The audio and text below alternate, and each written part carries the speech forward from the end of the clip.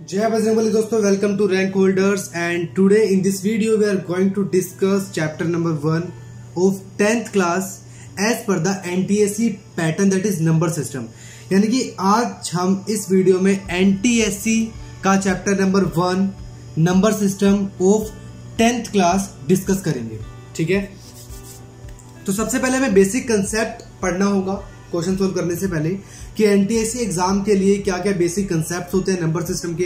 देखो 10th class का हमने स्टार्ट किया है तो बहुत सारे स्टूडेंट कंफ्यूज हो रहे होंगे, सर रियल नंबर्स और नंबर सिस्टम ये मतलब क्या डिफरेंस है। बेसिकली ना मैं आपको एक बात बता देता हूँ कि रियल नंबर्स नंबर सिस्टम इनका ना एक ही मतलब सेम ही बात है। एक तरीके से देखा जाए तो रियल नंबर्स नंबर सिस्टम दोनों में से मतलब इन दोनों चैप्टर्स में से मिक्स होकर क्वेश्चन आते हैं। ठीक है, तो नंबर सिस्टम बेसिकली हम डिस्कस कर लेंगे अगर तो हमारा रियल नंबर जो है वो भी साथ साथ फिनिश हो जाएगा। ठीक है, 10th क्लास एनटीएससी का chapter number 1 that is number system हम स्टार्ट कर रहे हैं आज। नंबर सिस्टम चैप्टर नंबर 1 का एनटीएससी का चैप्टर नंबर 1 आज स्टार्ट कर रहे हैं। ठीक है, तो सीबीएसई पैटर्न का बिल्कुल भी नहीं है। मैं आप सभी को सजेस्ट करूंगा कि जो भी सीबीएसई वाले स्टूडेंट्स हैं वो सीबीएसई का सेक्शन जाकर के वॉच करें। ठीक है, जो 10th मैथ सीबीएसई का जो मैंने सेक्शन बना रखा है, एनटीएससी वाले जो स्टूडेंट्स हैं वो एनटीएससी का वॉच करें, और अगर जो दो स्टूडेंट जो दोनों की प्रिपरेशन कर रहे हैं वो दोनों को वॉच करें, क्योंकि सीबीएसई और एनटीएससी दोनों का अलग वर्ल्ड है, दोनों की अलग दुनिया है। अगर आप सोच रहे हैं मैं सीबीएसई पढ़ करके एनटीएससी क्रैक कर दूंगा तो ये गलत सोच है, बिल्कुल गलत सोच रहे हो आप। अगर आप ये सोच रहे हो मैं एनटीएससी पढ़ करके सीबीएसई में अच्छे मार्क्स ले आऊंगा तो बेटा ये भी गलत है। ठीक है, एनटीएससी को आपको एनटीएससी के तरीके से पढ़ना होगा, सीबीएसई को आपको सीबीएसई के तरीके से ही पढ़ना होगा, क्योंकि इन दोनों का अलग वर्ल्ड है, दोनों की अलग दुनिया है। राइट, क्योंकि एनटीएससी में देखो थोड़ा बहुत मैं आपको सजेशन दे देता हूं। एनटीएससी में क्वेश्चन के आपके 4 ऑप्शन होंगे सामने, तो एग्जामिनर ये नहीं देखने वाला कि आपने किस मेथड से सोल्व किया है, कौन सा अपनी शॉर्ट ट्रिक अप्लाई किया है। एग्जामिनर बस आपका चेक करेगा ऑप्शन कौन सा सही है इस बच्चे का। लेकिन सीबीएसई में ना आपके पास ऑप्शन नहीं होंगे। जो एमसीक्यूज क्वेश्चन है उनकी बात अलग है, बाकी जो पूरे सब्जेक्टिव क्वेश्चन होते हैं उनके लिए आपके मतलब ऑप्शन नहीं होंगे, वहां पर आपको प्रॉपर लिखना होगा। तो वहां पर एग्जामिनर आपका चेक करेगा किस मेथड से बच्चे ने सोल्व किया है क्वेश्चन, तो वहां पर मेथड जो है वो बहुत ज्यादा इंपॉर्टेंट है। तो इसलिए सीबीएसई का अलग वर्ल्ड है, एनटीएससी का अलग वर्ल्ड है, दोनों की स्टडीज आपको अलग अलग करनी होंगी। ठीक है, हाँ कंसेप्ट बहुत सेम होते हैं बट क्वेश्चन दोनों के करने का तरीका बहुत डिफरेंट होता है। एनटीएससी में बहुत सारी शॉर्ट ट्रिक्स अप्लाई होती हैं बट सीबीएसई में there are no short tricks, वहां पर आपको सिर्फ सब्जेक्टिव तरीके से लिखना होता है। राइट, तो चलिए without wasting the time start करते हैं नंबर सिस्टम। तो नंबर सिस्टम का मतलब क्या है बच्चों, देखिए 9th क्लास में आपने एक चैप्टर पढ़ा होगा, chapter number 1 that is number system 9th class का। तो नंबर्स का सिस्टम जो होता है उसी को हम बेसिकली नंबर सिस्टम बोलते हैं बच्चों। ठीक है, तो इस चैप्टर में बेसिकली हमें पहले एक बार क्लासिफिकेशन ऑफ नंबर्स, जो फर्स्ट टॉपिक हमारा है classification of numbers, classification of numbers,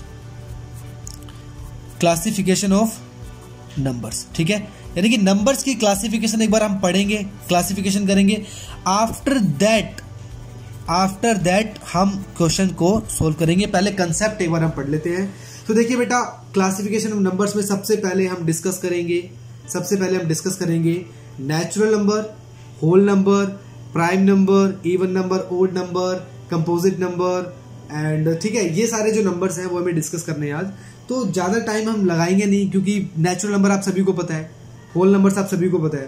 ठीक है, तो फटाफट हम डिस्कस करेंगे। देखो क्या होता है, कुछ नंबर्स मैं बेसिकली आपको एक चार्ट की हेल्प से समझा देता हूं। सबसे पहले नंबर्स को बेटा 2 कैटेगरी में डिवाइड किया जाता है, रियल नंबर्स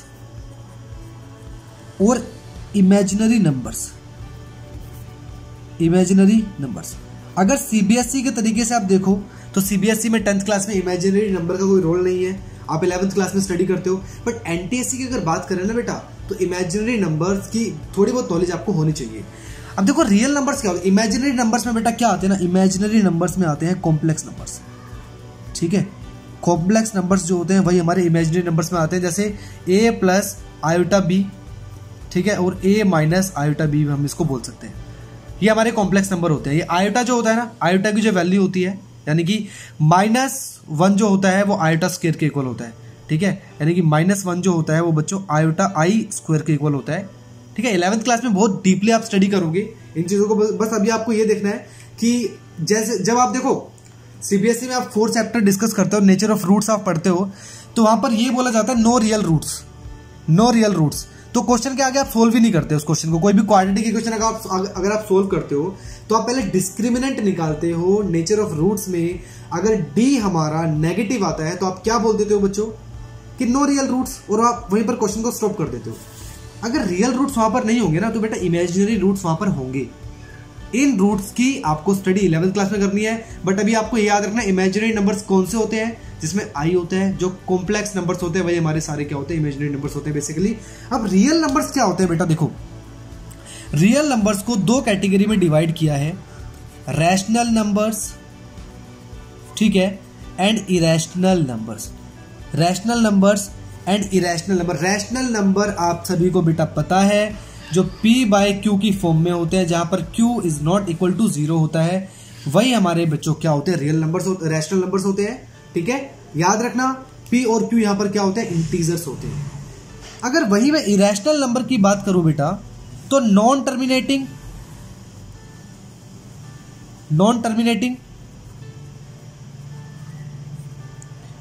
और नॉन रिपीटिंग जो नंबर्स होते हैं वही हमारे क्या होते हैं, इरेशनल नंबर्स होते हैं। आई होप सभी को पता होगा इरेशनल नंबर्स क्या होते हैं। ठीक है, अब देखो रैशनल नंबर्स में फर्दर हम जो डिफाइन करते हैं, रैशनल नंबर्स के अंदर हम डिफाइन करते हैं आगे इंटीजर्स। ठीक है, इंटीजर्स रैशनल नंबर्स के अंदर क्या होते हैं बेटा, इंटीजर्स होते हैं। ठीक है, अब इंटीजर्स क्या होते हैं बेटा, इंटीजर्स क्या होते हैं, ऑल नेगेटिव नंबर।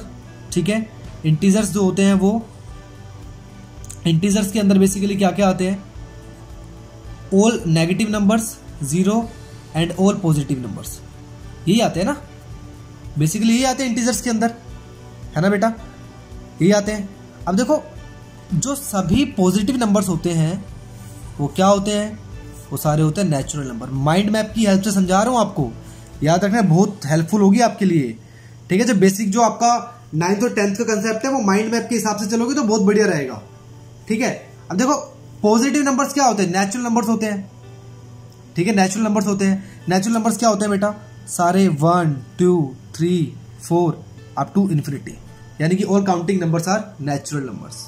ठीक है, अगर बेटा मैं बात करूं 0 और पॉजिटिव नंबर्स दोनों की, तो वो नंबर्स क्या होते हैं बेटा, अगर मैं 0 और पॉजिटिव नंबर्स दोनों की बात करूं तो वो होते हैं बच्चों होल नंबर्स। कौन से नंबर्स होते हैं वो, होल नंबर्स। होल नंबर्स आप सभी को पता होगा, 0 1 2 3 अप टू द इन्फिनिटी, ये हमारे होल नंबर्स। यानी कि नेचुरल नंबर के अगर आप 0 लगा देते हो तो वो हमारे क्या बन जाते हैं, होल नंबर्स बच जाते हैं। ठीक है बेटा, ये हमारे इंटीजर्स, यानी कि नंबर्स की थोड़ी बहुत ये क्लासिफिकेशन थी इस तरीके से। ठीक है, अब देखो आगे फर्दर क्या क्लासिफिकेशन होगी अगर हम बात करें आगे देखो प्राइम नंबर्स भी होते हैं, कंपोजिट नंबर्स भी होते हैं, है ना। आगे अगर हम डीपली देखते हैं थोड़ा सा, तो नेचुरल नंबर्स के अंदर ही हमारे कौन से नंबर्स होते हैं, नेचुरल नंबर्स के अंदर ही हमारे होते हैं बेटा prime numbers.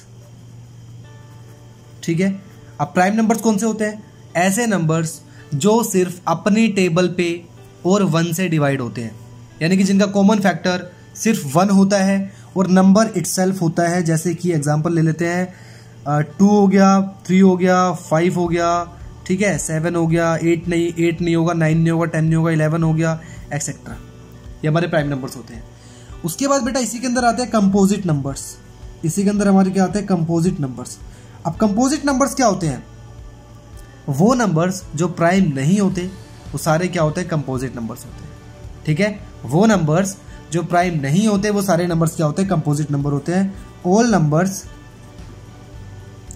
Those are not prime. ठीक है बेटा, ये हमारे कंपोजिट नंबर की डेफिनेशन थी।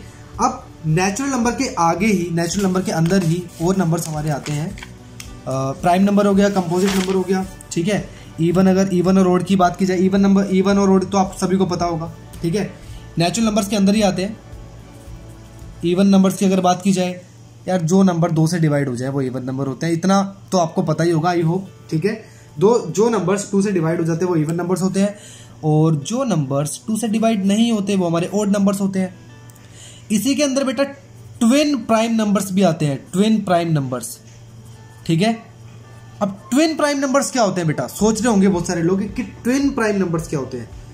प्राइम नंबर्स वो नंबर्स होते हैं बेटा जो सिर्फ और सिर्फ अपने टेबल में आते हैं, और वी कैन से दैट जो सिर्फ अपने आप से ही डिवाइड हो सकते हैं, उनको हम प्राइम नंबर्स बोल सकते हैं, ठीक है। ट्विन प्राइम क्या होते हैं? ट्विन प्राइम होते हैं जैसे कि 5 7, ठीक है, 3 5, ठीक है, एंड 11 13, ठीक है। समझ में आ रहा होगा twin prime numbers. Twin prime numbers वो नंबर्स होते हैं बेटा, वो नंबर्स होते हैं जो जिनके बीच में डिफरेंस कितना होता है, 2 होता है। जिनके बीच में डिफरेंस कितना होता है, 2 होता है, और वो नंबर्स प्राइम नंबर्स होने चाहिए, ठीक है। दोनों नंबर्स प्राइम नंबर होंगे और उनके बीच में कितना डिफरेंस होगा, 2 नंबर्स होगा। ये हमारे ट्विन प्राइम नंबर्स होते हैं बेटा, ठीक है। उसी के बाद हमारे कुछ नंबर्स और आते हैं, को प्राइम नंबर्स, ठीक है। को प्राइम नंबर्स की भी हम बात करते हैं। को प्राइम नंबर्स क्या होते हैं? को प्राइम नंबर्स क्या होते हैं? देखो, को प्राइम नंबर्स ऐसे तो नंबर्स, दोज नंबर्स, ठीक है, those numbers which have common factor only 1। Example की हेल्प से समझते हैं, जैसे कि 2 और 3, इनका कॉमन फैक्टर क्या है? सिर्फ 1 ही तो होगा भाई। 2 को हम क्या लिख सकते हैं, 2 × 1। 3 को हम क्या लिख सकते हैं, 3 × 1। देखो कॉमन फैक्टर दोनों का 1 है, ठीक है।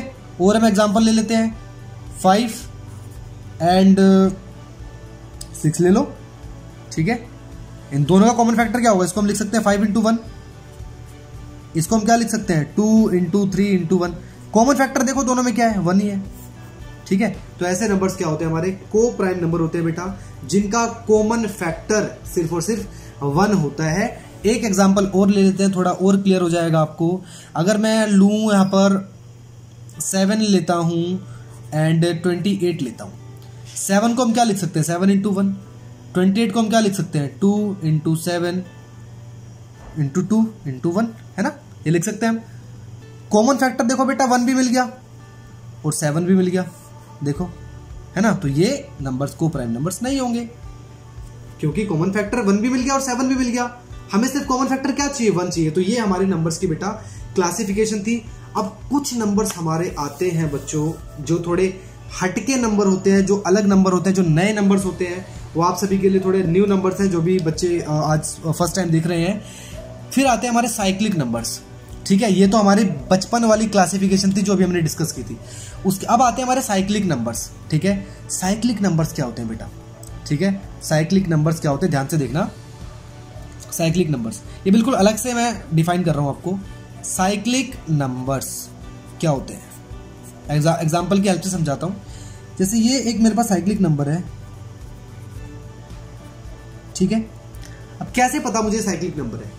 बेटा साइक्लिक नंबर वो नंबर होते हैं जब उस नंबर को आप किसी भी नंबर से मल्टीप्लाई कर दो तो उन्हीं डिजिट का रिजल्ट मिलेगा। जैसे मान लो मैं इसको 2 से अगर मल्टीप्लाई करूंगा, ठीक है, तो मुझे क्या मिलेगा बेटा, मुझे मिलेगा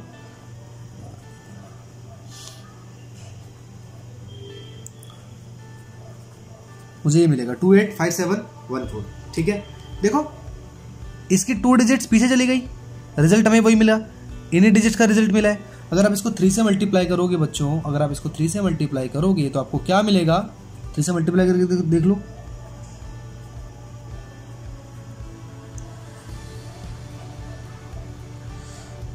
ठीक है, ये मिल गया आपको। देखो इसमें 1 पीछे चला गया सिर्फ, है ना, उन्हीं डिजिट्स का नंबर मिल गया। तो साइक्लिक नंबर्स ऐसे नंबर होते हैं बच्चों जिनको किसी भी नंबर से मल्टीप्लाई कर दो, जो रिजल्ट मिलेगा उन्हीं डिजिट्स का रिजल्ट मिलेगा, आगे पीछे डिजिट्स हमारी हो जाती है। वो नंबर्स क्या होते हैं बेटा, साइक्लिक नंबर्स होते हैं। उसके बाद आते हैं बच्चों परफेक्ट नंबर्स, परफेक्ट नंबर्स। उसके बाद हमारे क्या आते हैं, परफेक्ट नंबर्स। देखना बेटा परफेक्ट नंबर्स क्या होते हैं, ऐसे नंबर्स, ध्यान से सुनना मेरी बात, ठीक है। ऊपर जो हमने क्लासिफिकेशन करी वो बच्चों वाली की है, बचपन वाली क्लासिफिकेशन है वो। अब परफेक्ट नंबर्स क्या होते हैं, ऐसे नंबर्स जिनके फैक्टर्स को अगर हम ऐड कर दें तो वो नंबर्स हमें खुद मिल जाए। यानी कि 6 एक परफेक्ट नंबर है। कैसे हमें पता चला? इसके फैक्टर्स क्या होंगे बेटा? 2 होगा, 3 होगा, 6 होगा, ठीक है, एंड 1 भी तो होगा, ठीक है। अभी मैं डिस्कस करूंगा फैक्टर और मल्टीपल में क्या डिफरेंस है। फैक्टर्स और मल्टीपल्स में बेटा बहुत बड़ा डिफरेंस है। बहुत सारे बच्चे इसको सेम समझ के चलते हैं। फैक्टर्स होते हैं, 6 के फैक्टर की बात कर रहा हूं, तो फैक्टर्स वही होंगे, वो सारे नंबर 6 के फैक्टर्स होंगे जिन नंबर से 6 एग्जैक्टली डिवाइड हो जाए, ठीक है। तो इन नंबर से 6 एग्जैक्टली डिवाइड हो रहा है, तो ये 6 के फैक्टर्स होंगे। अगर मल्टीपल की बात करें, 6 के मल्टीपल क्या होंगे? तो 6 के मल्टीपल वो होंगे जो 6 की टेबल में आते हैं, यानी कि 6, 12, 18, 24, 30, है ना। तो जो 6 की टेबल में आते हैं वो सारे 6 के मल्टीपल होंगे। और 6 के फैक्टर की बात की जाए तो वो नंबर जिनसे 6 एग्जैक्टली फिनिश हो जाए, डिवाइड हो जाए, वो नंबर्स क्या कहलाते हैं बेटा? फैक्टर्स कहलाते हैं। अब देखो इन सभी फैक्टर्स को आप ऐड कर दो। याद रखना, उस जो भी फैक्टर्स हम ऐड करेंगे ना, उसमें वो जो सेम नंबर वाला फैक्टर जो होगा उसको हम ऐड नहीं करेंगे। 1 + 2 + 3 6 मिल गया, है ना। तो यानी कि 6 के फैक्टर्स को ऐड करने पर हमें 6 मिल रहा है, तो 6 एक परफेक्ट नंबर है। याद रखना कि इस नंबर को हम ऐड नहीं करेंगे, जो फैक्टर नंबर जैसा दिखता हो एग्जैक्टली उसको हम ऐड नहीं करेंगे। एक और एग्जांपल ले लेते हैं बेटा। मैं एग्जांपल लेता हूं 28 की एग्जांपल लेता हूं। 28 के फैक्टर्स क्या होंगे प्यारे बच्चों? देखो 1, 2, 4 भी होगा, ठीक है, उसके बाद 7 होगा, उसके बाद 14 होगा, उसके बाद 28 होगा, राइट। इन सभी नंबर्स को ऐड कर दो। 28 को ऐड नहीं करना क्योंकि 28 खुद नंबर आ गया यहाँ पर। मैंने आपको बताया उस फैक्टर को ऐड नहीं करना जो नंबर जैसा दिखता हो, बिल्कुल। ऐड करके देखो, 1 + 2 + 4 + 7 + 14 कितना होगा? 14 और 17 है 21, 25, 27, 28 मिल गया, यानी कि 28 भी एक परफेक्ट नंबर है, ठीक है बच्चों। तो परफेक्ट नंबर की डेफिनेशन सभी को समझ में आई होगी। ऐसे नंबर्स बेटा जिनके फैक्टर्स को जब हम ऐड करते हैं तो वो नंबर हमें इटसेल्फ, यानी कि नंबर हमें खुद मिल जाता है। लेकिन याद रखना है कि वो जो सेम नंबर हमें फैक्टर्स में जो मिलता है उस नंबर को ऐड नहीं करेंगे, ठीक है बेटा। अब एक चीज और परफेक्ट नंबर के बारे में आपको मैं बता देता हूं। एक चीज और मैं आपको बता देता हूं परफेक्ट नंबर्स के बारे में। Note for perfect numbers, note for perfect numbers. इतना यूजफुल है ना ये नोट, ध्यान से पढ़ना। अगर किसी ने मिस कर दिया ना तो ये लगा लो कि 2 नंबर का क्वेश्चन मिस कर दिया उसने, ठीक है। 2 नंबर की क्वेश्चन मिस कर दिया उसने। कैसे? देखो, note for perfect numbers. When we will add the reciprocals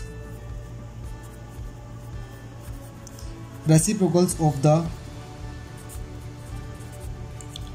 factors of a perfect number, then we will get to always, ठीक है। इसका मतलब क्या है स्टेटमेंट का? कि परफेक्ट नंबर्स के जब फैक्टर्स के रेसिप्रोकल को हम ऐड करेंगे बच्चों तो हमें 2 रिजल्ट मिलेगा। एग्जांपल की हेल्प से समझते हैं। जैसे कि 6 हमारे पास परफेक्ट नंबर्स का नंबर था, इसका फैक्टर हमारे पास ये था, ठीक है। इनके फैक्टर्स को आप ऐड कर दो, फैक्टर्स के रेसिप्रोकल को आप ऐड कर दो।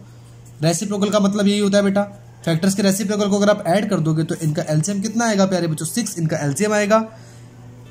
1 को 6 से डिवाइड करेंगे, यानी कि 6 को 1 से डिवाइड करेंगे, 6 मिलेगा। 6 को 1 से मल्टीप्लाई, 6 मिल गया। यहाँ पर 3 मिलेगा, यहाँ पर 2 मिलेगा, यहाँ पर 1 मिलेगा। और कितना मिल जाएगा? 6 और 3 9, 11, 12/6। और ये क्या मिल गया बच्चों? 2 मिल गया ना, 2 मिल गया ना, है ना। यानी कि अब देखो चेकिंग कैसे करनी है आपको परफेक्ट नंबर्स की। फैक्टर्स को ऐड कर दो, लेकिन फैक्टर में कौन सा नंबर ऐड नहीं करना? जो नंबर, वो फैक्टर ऐड नहीं करना जो नंबर जैसा दिख रहा है, बिल्कुल, है ना, वो ऐड नहीं करना। ये तो चेकिंग का प्रोसीजर था। लेकिन जब रेसिप्रोकल्स को ऐड करोगे तो सभी फैक्टर्स के रेसिप्रोकल को ऐड करना, याद रखना। इसको 6 को अगर आप छोड़ोगे तो गलत हो जाएगा, सभी फैक्टर्स के रेसिप्रोकल को ऐड करना होगा। आप 28 पे भी अप्लाई करके देख लेना, हो जाएगा। अब इसी पे बेस्ड एग्जाम में क्वेश्चन क्या बनता है कभी कभी, देखो, if A, B, C, D are factors of a perfect number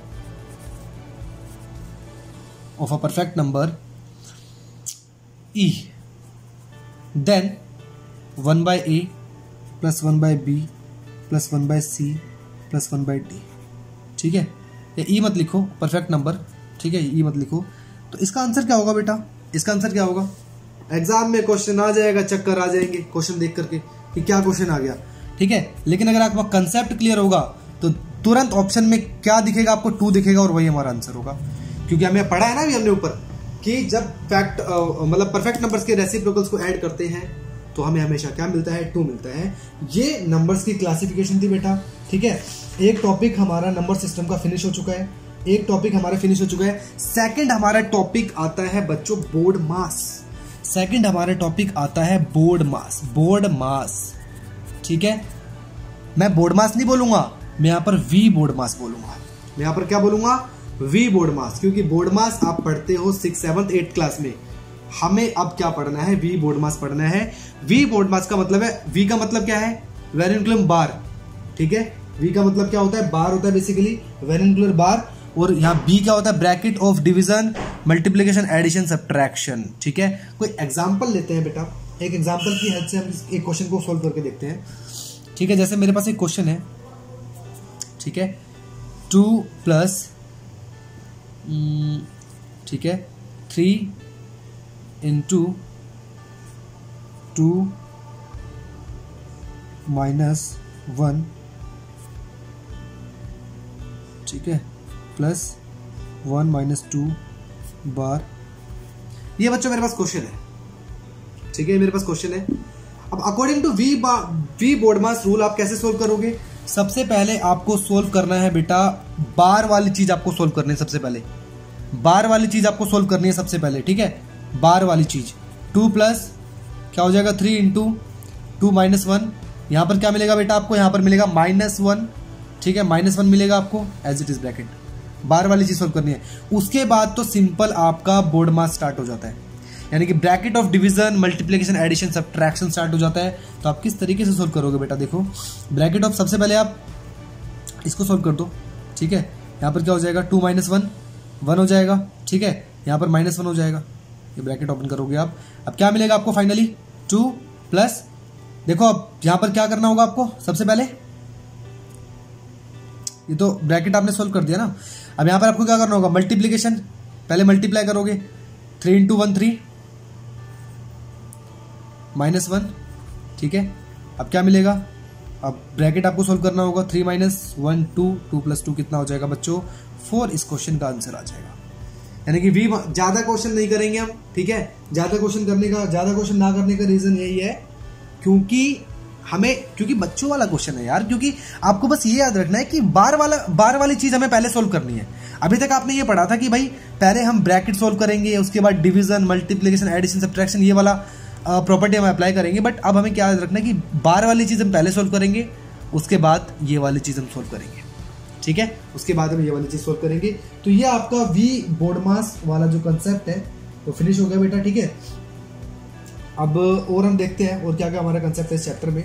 चलो एक क्वेश्चन और देख लेते हैं वी बोर्ड मास का। हम एक क्वेश्चन और देख लेते हैं, बहुत अच्छा क्वेश्चन है वी बोर्ड मास का। ये लो, गारंटी है बेटा, पूरी वीडियो देखते गए ना, एक ही क्वेश्चन सोल्व करते गए तो selection nobody can stop your selection. अगर पूरी वीडियो अच्छे से देखते गए, पढ़ते गए तो, ठीक है। अब एक क्वेश्चन और ले लेते हैं बोर्ड मास का। बोर्ड मास का क्वेश्चन ले लेते हैं कि जैसे कि 5 माइनस, ठीक है, and 3 plus 4 plus middle bracket 2 whole 1/2 minus this 0.5 plus 1/6 minus 1/7 bar, ठीक है। ये देखो बेटा, ये है क्वेश्चन हमारे पास। तो काफी इंपॉर्टेंट क्वेश्चन है, काफी अच्छा क्वेश्चन है और एग्जाम में आया भी हुआ है, ठीक है। एग्जाम में आया भी हुआ है, तो इसको देख लेते हैं हम कैसे सोल्व करेंगे बेटा। सबसे पहले बार वाली चीज पे फोकस करना है। सबसे पहले जो बार वाली चीज है उसको, उस पे फोकस करना है हमें, ठीक है। जो बार वाली चीज है, तो ये क्या हो जाएगा? 3/4 प्लस, यहाँ पर आप क्या लिख सकते हो? 5/2 लिख सकते हो। यहाँ पर 2 2 4 प्लस 1 5 माइनस, इसको आप लिख दो, इसको हम क्या लिख सकते हैं? 5/10, यानी कि 1/2 हो जाएगा। ये 0.5 है। अब जब इसको आप सोल्व करोगे बेटा तो क्या मिलेगा? एलसीएम आपको कितना आएगा? 42 एलसीएम आएगा, ठीक है। यहाँ पे आ जाएगा 7, यहाँ पे आ जाएगा 6 और ये बार लगा पड़ा है अभी, मान लो, ठीक है। इसको आप सोल्व कर लो। 5 माइनस 3/4 प्लस 5/2। बेसिकली वही होता है कि बार वाली चीज़ों को पहले सोल्व करते हैं हम, बस, और कुछ नहीं है। यहाँ पर आपको क्या मिल जाएगा, ठीक है। इस बार को हटा दो अब, इस बार, क्योंकि हमने सॉल्यूशन स्टार्ट कर दिया, बार को हटा दो। 7 यहाँ पे 1/42 मिल जाएगा आपको, ठीक है। बार हट गया, अब आप बोर्ड मास फॉलो कर दो। वी हट चुका, वेरिएंट क्लियर बार वाला पोर्शन हट चुका, अब आप बोर्ड मास वाला स्टार्ट कर दो, है ना। तो ये क्या हो जाएगा, 5 माइनस, अब अंदर वाला ब्रैकेट सोल्व करोगे आप, सिंपल सी बात है, 3/4 plus here you will get 5/2, ठीक है। अंदर वाला जब आप इसको सोल्व करोगे तो कितना एलसीएम आएगा इनका एलसीएम कितना आएगा बेटा, 42 एलसीएम आएगा इनका, ठीक है। 42 एलसीएम आएगा। यहाँ पे क्या मिलेगा आपको, 21 प्लस 1, ठीक है। And here you will get 5 minus 3/4 plus 5/2, and here you will get 22/42, right, okay. And finally 5 minus 3/4 plus, अब देखो इनका फिर से अगर आप एलसीएम लोगे तो अंदर ब्रैकेट सोल्व करोगे तो एलसीएम 42 आएगा। एलसीएम 42 आने के बाद आप क्या लिखोगे बेटा आगे, यहाँ पर देखो इसको डिवाइड करोगे 21 को 5 से मल्टीप्लाई करोगे तो आपका 105 आ जाएगा, ठीक है। और यहाँ पर कितना मिलेगा, 22 मिलेगा आपको, है ना। सोल्व करते जाओ। 5 माइनस 3/4 प्लस इसको सब्ट्रैक्ट करोगे तो 5 माइनस 2 3, 10 माइनस 2 8/42, एंड फाइनली बेटा हम कंक्लूजन पर पहुंच चुके हैं। इसका एलसीएम लोगे तो इनका एलसीएम कितना आएगा, देखो 42 तो एलसीएम इनका आएगा नहीं, ठीक है। तो इनका एलसीएम कितना आएगा, 4 एंड 42 का एलसीएम 84 इनका एलसीएम आ जाएगा बेटा, ठीक है। 84 इनका एलसीएम आ जाएगा। अब इसको डिवाइड करेंगे जब, इससे कितना मिलेगा, 21 को 3 से मल्टीप्लाई करेंगे 63 प्लस यहाँ पे कितना मिलेगा, 2 डिवाइड करने पर 2 मिलेगा, ठीक है। And finally we will get 5 minus, इनको ऐड कर देंगे तो कितना मिल जाएगा, 9, ठीक, और ये 20/84। अब फाइनली इनका एलसीएम लेके आप सोल्व कर दोगे तो एलसीएम कितना आएगा, 84, है ना। 84 एलसीएम आ जाएगा। अब यहाँ पर कितना आ जाएगा, 1 को इससे, जब 84 को 1 से डिवाइड करेंगे तो 84 ही आएगा, 84 को 5 से मल्टीप्लाई करेंगे तो कितना आ जाएगा, 420 माइनस 209, ठीक है। अब इसको सब्ट्रैक्ट कर दो, ठीक है। सब्ट्रैक्ट करने के बाद कितना मिल जाएगा आपको, ये आपको मिल जाएगा 1, ठीक है, 12/84, ठीक है बेटा। ये इस क्वेश्चन का आपको क्या आ जाएगा, 1 मिनट से एक छोटी सी यहाँ पर एक मिस्टेक हो गई इस क्वेश्चन के अंदर। देखो यहाँ पर जब 2 से इसको डिवाइड मल्टीप्लाई करेंगे तो यहाँ पे 6 मिलेगा, 166, ठीक है। और यहाँ पर फिर क्या मिलेगा, पूरा यहाँ से हमारा थोड़ी सी मिस्टेक हो गई थी, ठीक है। तो यहाँ से देख लेते हैं एक बार। तो 5 माइनस, जब इनको ऐड करोगे तो कितना मिलेगा आपको, 6 और 3 9, एंड 16 और 6 22 आपको मिल जाएगा (84), ठीक है। इसको जब आप फर्दर सोल्व करोगे ना बेटा तो क्या मिलेगा आपको, फर्दर सोल्व करने के बाद आपको 191/84 जो है आपका आंसर आ जाएगा, ठीक है। ये आपके इस क्वेश्चन का आंसर है। कैलकुलेशन थोड़ी बहुत देखते रहा करो, ठीक है। मैथ्स में कैलकुलेशन मिस्टेक होना आम सी बात है, कभी कभी हो जाती है, ठीक है। तो ये हमारा जो है बोर्ड मास का कंसेप्ट हमारा क्लियर हो चुका है, ठीक है। अब इसी के अंदर बेटा हमारा नेक्स्ट टॉपिक आता है HCF and LCM। HCF and LCM, ठीक है। HCF जिसको हम GCD भी बोलते हैं, एंड LCM, ये टॉपिक हमारा स्टार्ट हो चुका है। HCF यानी कि हायर कॉमन फैक्टर, LCM यानी कि लीस्ट कॉमन मल्टीपल। HCF को हम GCD भी बोलते हैं, ग्रेटेस्ट कॉमन डिवाइजर, ठीक है। तो ये अब हमारा नेक्स्ट टॉपिक है। तो देखो एक चीज इस टॉपिक के लिए मैं आपको एक चीज बताना चाहूंगा कि HCF into LCM is equal to product of 2 numbers, ठीक है। प्रोडक्ट ऑफ 2 नंबर्स, ये हमेशा याद रखना, ये हमेशा याद रखना। अब HCF LCM निकालना, अब देखो मैं जनरली आपको बता दूं कि NTSC की प्रिपरेशन कर रहे हो आप लोग, तो HCF एलसीएम निकालना तो जनरली आपको आता होगा, लेकिन फिर भी थोड़ा बहुत मैं आपको एक्सप्लेन कर देता हूँ, ठीक है, किस तरीके से हम सोल्व करते हैं HCF और एलसीएम वाली चीज़ें। कि जैसे मान लो मेरे पास एक क्वेश्चन है, ठीक है, तुरंत बता के फिर बढ़िया बढ़िया क्वेश्चन पे मूव करेंगे। मेरे पास मान लो एक क्वेश्चन है इस तरीके से, फाइंड द एलसीएम ऑफ, या find the LCM of, LCM ले लो आप, क्वेश्चन ले लेते हैं एलसीएम को अच्छा सा क्वेश्चन ले लेते हैं थोड़ा, 72 and 108, इसका एलसीएम निकालो, ठीक है। तो कैसे निकालोगे बेटा एलसीएम इसका, है कैसे निकालोगे? हमने लॉन्ग डिवीजन मेथड सीख रखा है, ठीक है, तुरंत कर दो। 72 108 का एलसीएम निकालने के लिए आप इस तरीके से, ये तो अप्रोच अप्लाई करते हो ना, यही अप्रोच आप फॉलो करते हो। 72 अब 2 पे कैंसिल आउट होगा ये, है ना, 2 3 ज़ा 6, 2 6 ज़ा 12, 5 4, फिर से 2 पे 18, अभी 3 पे जाएगा, फिर से 3 पे कैंसिल आउट होएगा, अभी 2 पे कैंसिल आउट होगा, अब ये 3 पे कैंसिल आउट हो जाएगा, ठीक है। अब इन सभी नंबर्स को मल्टीप्लाई कर दे तो ये आपका एलसीएम आ जाता है। तो एलसीएम यहाँ पे कितना आ जाएगा, 4 4 3 ज़ा 2 2 ज़ा 4 3 ज़ा 12, 3 ज़ा 48, 36 एंड ये हमारा कितना आ जाएगा, 2 3 ज़ा 6, इनको मल्टीप्लाई कर दो, ठीक है। 216 हमारा क्या आ गया, इनका एलसीएम आ गया, ठीक है बेटा, ये 216 हमारा क्या आ गया, इनका एलसीएम आ गया। अगर इसी तरीके से HCF की अगर बात की जाती कि मान लो कि आप find the HCF of 72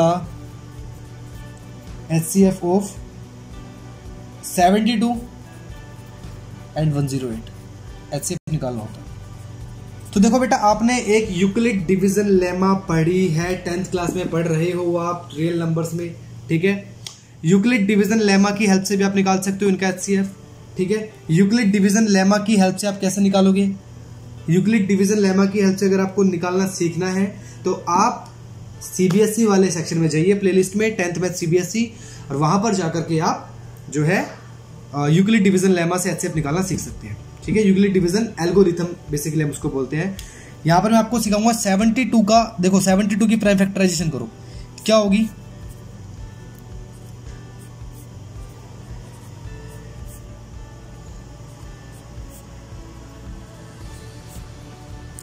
seventy two की प्राइम फैक्टराइजेशन नहीं हो गई, और 108 की प्राइम फैक्टराइजेशन कर लो,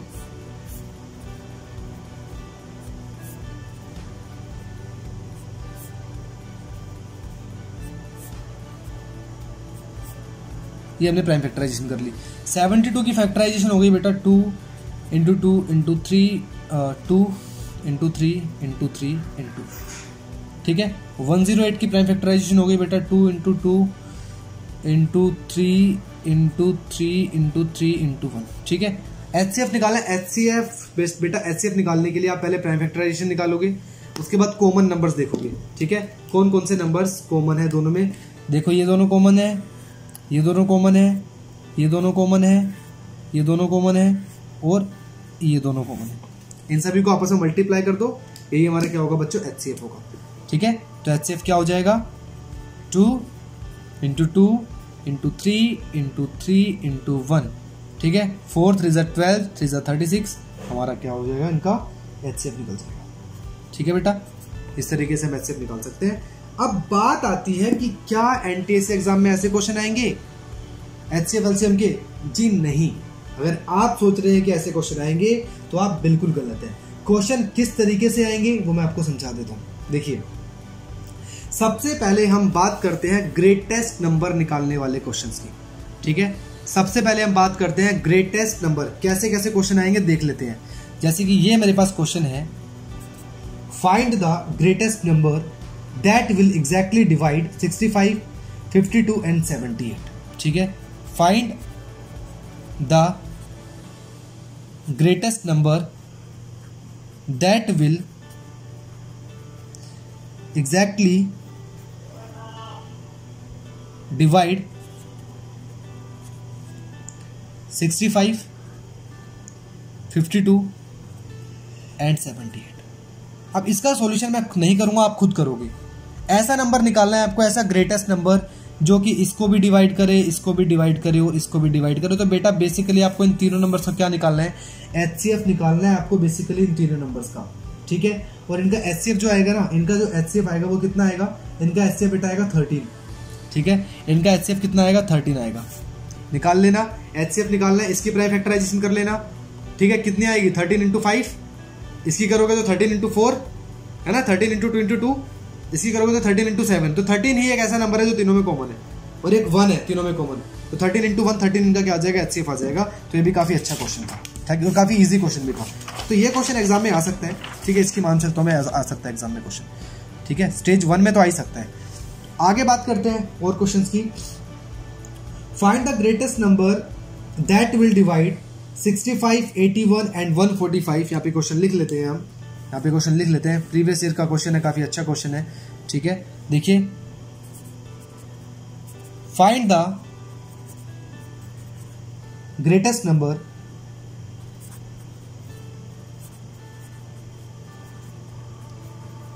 that will divide 65, 81 and 145, leaving the same remainder in each case, leaving the same remainder in each case, same remainder in each case। देखो बेटा, ऐसे क्वेश्चन आपको किस तरीके से करने हैं, क्वेश्चन को ध्यान से पढ़ लो फिर से और अपने माइंड में सेट कर लेना। हमको ग्रेटेस्ट नंबर निकालना है। Find the greatest number that will divide this, this and this, leaving the same remainder in each case. और इन तीनों को डिवाइड करने पर सेम रिमाइंडर दे रहा है, सेम रिमाइंडर छोड़ रहे। तो कभी भी ऐसा क्वेश्चन आए ना कि 3 नंबर दे रखे हो और आपको ग्रेटेस्ट नंबर निकालना हो, सेम रिमाइंडर वाला कंसेप्ट, यानी कि सेम रिमाइंडर उन तीनों केसों में निकल रही हो, तो आपको क्या करना है। देखो यहाँ पर 3 नंबर है, 65, 81, 145, ठीक है बेटा। तो आपको क्या करना है ना, यहाँ पे सेम रिमाइंडर निकल रहा है तो आपको HCF निकालना है। किस किस का HCF निकालना है बेटा, आपको HCF निकालना है 81 माइनस 65, इनको माइनस करके 145 माइनस 81 एंड 145 माइनस 65, ठीक है बेटा। इनका आपको HCF निकालना है, यानी कि बेसिकली आपको क्या करना है, आपको देखो इस नंबर में से इसको माइनस करोगे, ठीक है। कितना आ जाएगा, यह आ जाएगा आपका 16, ठीक है। और इसको जब इसमें से माइनस करोगे तो कितना आएगा 4, और ये आ जाएगा आपका 64 आ जाएगा, ठीक है। और जब इसमें से इसको माइनस करोगे तो कितना आएगा, आपका आ जाएगा 80 आ जाएगा, ठीक है। तो बेसिकली आपको इन सभी का 80 LCM निकालना है, 16, 64, 80 का। कभी भी ऐसा क्वेश्चन आता है बच्चों कि find the greatest number that will divide, यानी कि ग्रेटेस्ट नंबर आपको निकालना हो और 3 नंबर्स दे रखे हो और सेम रिमाइंडर, मतलब हर केस में सेम रिमाइंडर निकल रहा हो, तो आपको यही करना है कि सेकंड में से फर्स्ट माइनस करो, थर्ड में से सेकंड माइनस करो, थर्ड में से फर्स्ट माइनस करो, जो नंबर्स निकल रहे हैं उनका HCF निकाल दो बच्चों। इनका अगर आप HCF निकालोगे, 16 की प्राइम फैक्टराइजेशन होती है 2 इंटू 2 दूनी 4 दूनी 8 दूनी 16 इंटू 1, ठीक है। 64 की प्राइम फैक्टराइजेशन क्या हो जाएगी,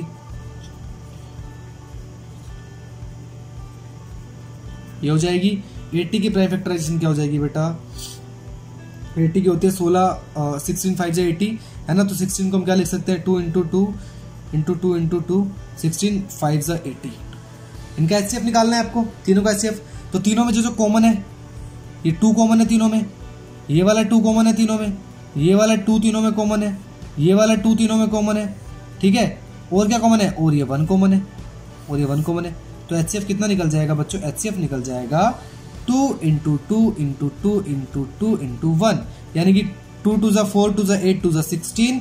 इनका बच्चों LCM निकल जाएगा 16। एक ऐसा नंबर है जिसको आप इससे डिवाइड करोगे, यानी कि जब इसको 16 से डिवाइड करोगे और इसको 16 से डिवाइड करोगे, इसको 16 से, तो सेम रिमाइंडर जो है आपका हर केस में बचेगा, ठीक है, सेम रिमाइंडर। तो याद रखना बेटा, एक कंसेप्ट यहां से क्लियर हो चुका है हमारा कि जब ग्रेटेस्ट नंबर निकालना हो, 3 नंबर गिवन हो और रिमाइंडर सेम हो हर केस में, तो आपको यही कंसेप्ट यूज करना है बेटा, ठीक है। आपको यही कंसेप्ट यूज करना है। और देख लेते हैं और किस तरीके के क्वेश्चन जनरली पूछे जाते हैं। अब मैं आपको एक होमवर्क के लिए क्वेश्चन देता हूं, ठीक है।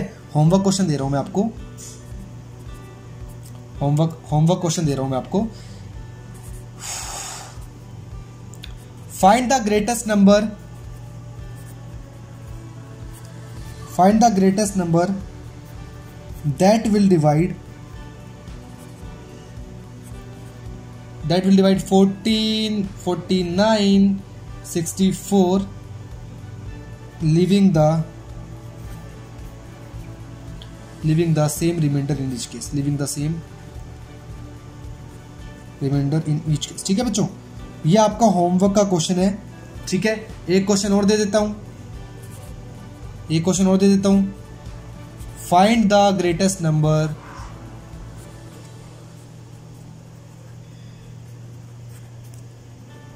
that will divide 60, 70 and 74,